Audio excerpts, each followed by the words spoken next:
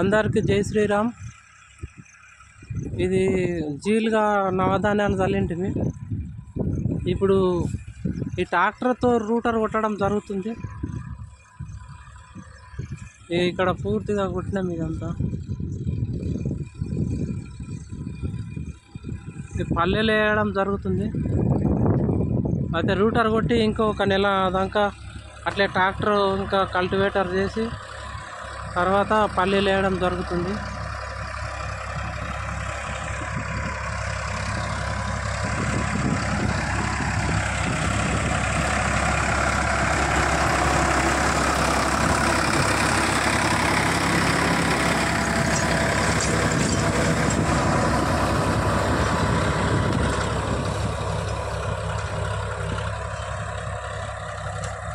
ఇలా పంటలు పండియడం వల్ల మనకు న్యాచురల్గా అన్ని పోషకాలు కూడా మనం తినే తిండిలా అందుతాయి.